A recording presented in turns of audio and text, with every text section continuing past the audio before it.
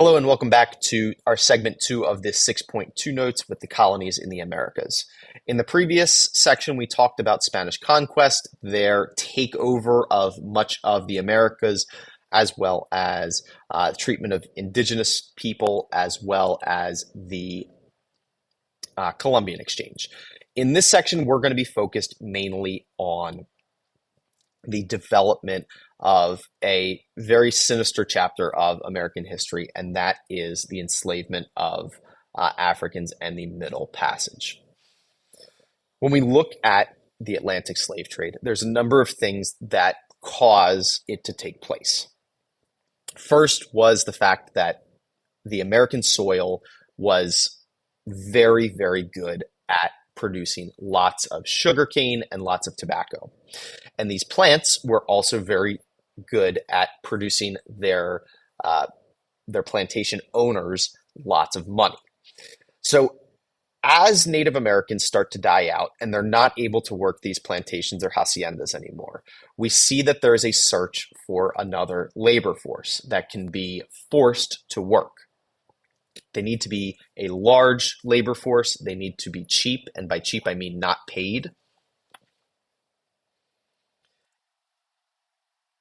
And in addition to that, we also need to find a labor force that is not Christian. Again, the Europeans did not want to enslave another Christian group, so they turn to Africa. The Atlantic slave trade is born out of this. And it is a buying and selling. It is a full economy based on selling human beings to work by force. And this economy is no small thing. Again, 12.5 million people are brought from Africa to the Americas between the 15 and 1800s. And this journey would have been extremely horrific. The leg from Africa to the Americas, whether that's South America, Central America, the Caribbean, or North America, would have been very treacherous. And this journey, again, is called the Middle Passage, where slaves would have been captured and then sold into slavery once they reached their destination in the American colonies. In order to watch this a little bit more, I think this video does it justice. There are 5 true or false questions that I would like you to watch and answer with this video clip.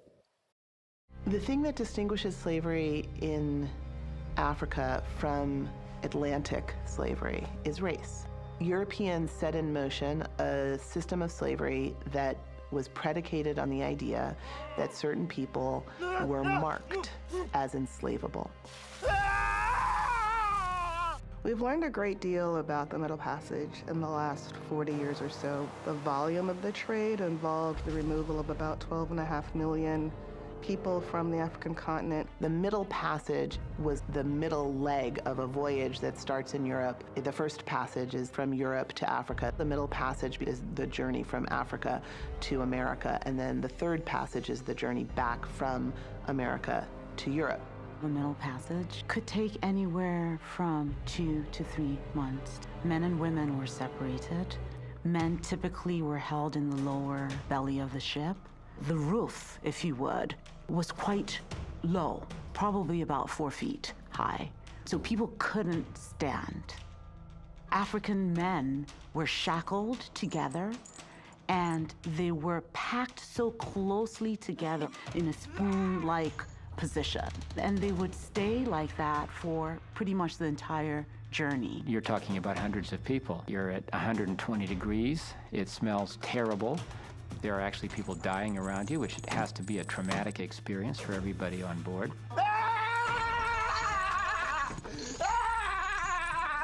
Maybe 10% of voyages, we know there was some attempt to rise up, to kill the crew, to try to turn the boat around, to change their destinies.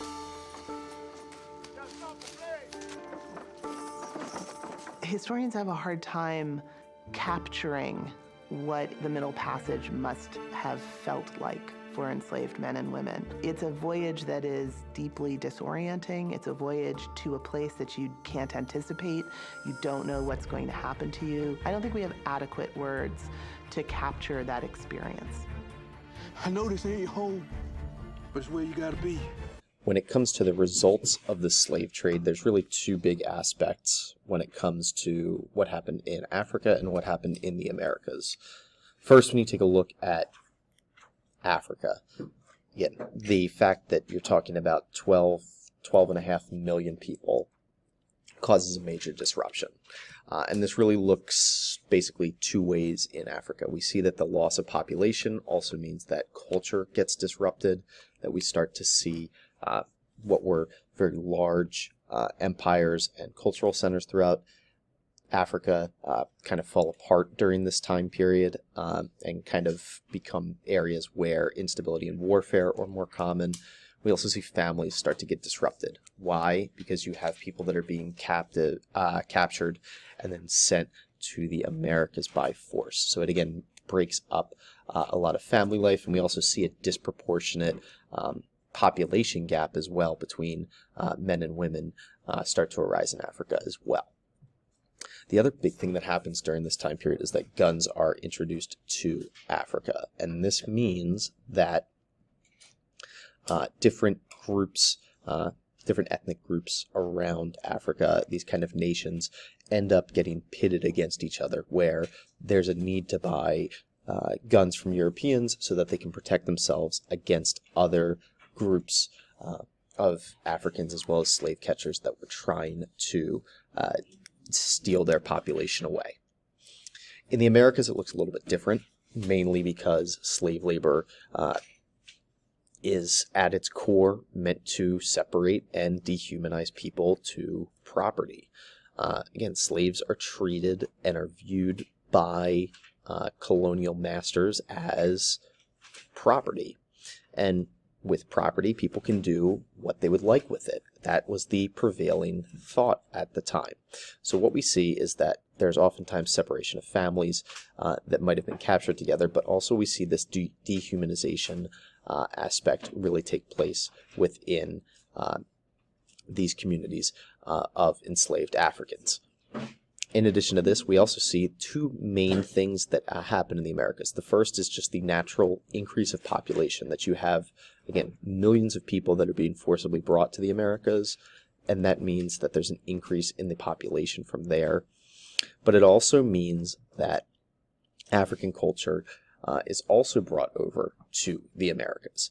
And this is something that we see even today in various different aspects of culture, both visibly and invisibly, through the United States, the Caribbean, Central America, and even into South America.